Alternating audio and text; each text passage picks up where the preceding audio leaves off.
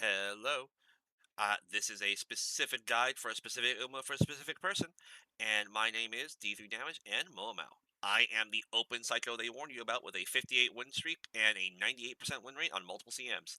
So, listening to uh, listen to some nonsense is what I call this. So what is this? This is Pace Chase Amazon. We're gonna talk about her viability, what her stats do, what her stat block does, why this person in particular can even consider it, and what this will ultimately look like. Now, I'm gonna tell everyone here, don't do this. Pace Chase, Pace Chase Amazon is probably not that good, right? Nothing she does is super great for anything that we're about to do here. Now, the issue is pretty straightforward. One, her stat line's not helpful for this, right? Power and guts, that's cool, but doesn't help you be a pace chaser. And native B is okay for pace chasing, but like pace chasing is more than just what you're natively good at. It's what comes onto your abilities, and it's what comes on your potentials, right? Like you gotta talk about all the parts of the Uma, and none of Amazon's help her. For example, you can read all this stuff if you want to, but the short version is power, great. Guts, not great. But you know what's not here? Stamina, right? Read all this if you want to, but no stamina, no shot. That's the thing that everyone should remember. That being said, her distance aptitudes are great. So it'd be nice if she had any stamina recovery at all. Be really really good. Also, notably, Pace Chase B again. Okay, there does represent some minor opportunity cost on that front, but you don't need Pace Chaser A to be good at pace chasing, especially because there's no major wit requirements associated with being a pace chaser.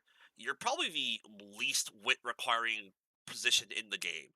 Right, you're not a front runner where you need a ton of wit in order to accelerate with everyone else. You're not an end closer where you need a ton of wit in order to make sure that you don't get stuck on anything. Like, hey, what do you care about this war?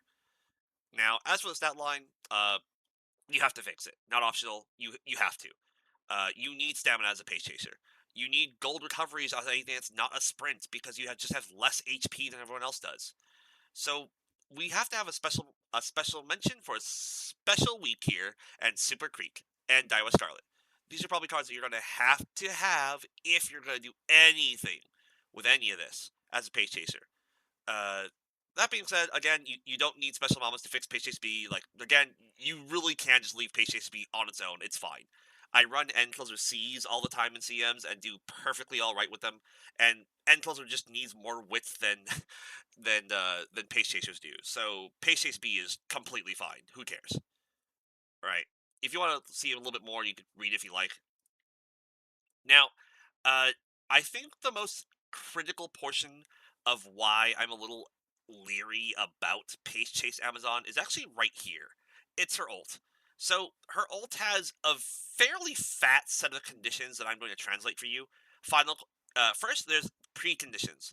One, there's a check to see if there's a final corner. Two, there's a check that if you pass somebody and if they are closer to the rail than you are. And there's another check that you are in the back 40% of the pack.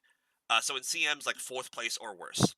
And then once you meet all those preconditions, then there's another check to see if you're on a corner at all, and then you get to do your chunky speed ult, right? This on its own is actually not terrible. It's not amazing. It's just an ult of all time, right? The art for it is beautiful. I love the art for this, right? Also, Amazon, of course, is lovely. Amazon, low key, visually one of my favorite Umas, and narratively. Uh, but as a pace chasing ult, this is quite bad. One, you have to be in the back of 40% of the pack. Being fourth or worse is actually pretty rough as a pace chaser, especially in the current meta. In the current meta, frontrunners, yes, there are people that are running very powerful frontrunners. It's not like they don't exist, but lucky pace is very common, even on like mile and medium CMs, let alone long ones, right? Uh, so, because frontrunners are so relatively rare because of the stat density and difficulty required in creating them, there's actually just not that many frontrunners running around. It's pretty common that you'll have like six pace chasers, right? And then like some smattering of end closers and lead surgers. Or another one I'll see is like three pace chasers, three end closers, three lead surgers. That's a super common build, like uh team slash race comp that I see. And in that race comp, you're never going to be fourth place or worse as a pace chaser. It it's just really, really difficult to control as a pace chaser. Basically guaranteed, by the way, as an end closer, but you're not playing end closer, are you? You sick son of a bitch. Anyways, uh, the other condition about the being on the outside is also actually quite difficult. Pace chasers don't actually go on the outside very often. They actually have a bit of a tough time passing other people. They tend to stick to the rail very tightly and be a little spread out. And this means that it's really easy for a pace chaser to get blocked. Which to be fair, let's be fair to her. This is the one place where her fat power growth is actually kind of nice. It helps reduce some of those like awkward blockages you could be facing, but it also means you're kind of unlikely to get that inner rail placement. You're probably either already winning or in a position to lose if you're ever even contemplating procking this, right? So you should just kind of assume that as a pace chaser, her ult either won't proc or it will proc and it won't be helpful. That's what you should assume most of the time. And her potentials, again, read all this if you like, but short version, these are end closer potentials that help you pass people up in the final corner, or later. These are not potentials that help you out with well, anything that's not that. These are not pace chaser potentials. Again, the really bad one is no gold recovery. No gold recovery for pace chaser is particularly bad. That being said, there is a silver lining, and I think this is the main reason why you even consider running Pace Chase Amazon. The main thing I think you think about is that her career is pretty simple, and it's even easier if you slide her in as a pace chaser. Because sometimes, it happens. You get blocked, you get stuck. If you're blocked, you're blocked, right? It happens. And it happens more often as an end closer. But as a pace chaser, it's a little bit rare, right? Like, you just kind of don't need to worry about it. And her has no mix-ups. Like, yes, it's a bunch of G1s, but it has a very natural progression. From mild to medium to long, clean, simple. So just run her as a stat stick. It'll be fine.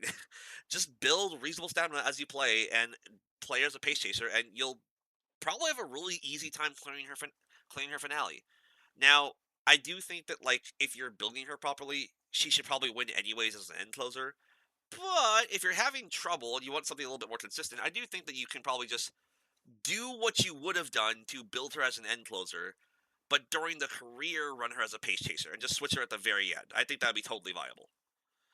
Especially for Neonitis in particular. Again, I mentioned this is for a specific person. They have great moms. These represent some of their okay moms that have low white skill count. But they have a bunch of 9-star blue mamas.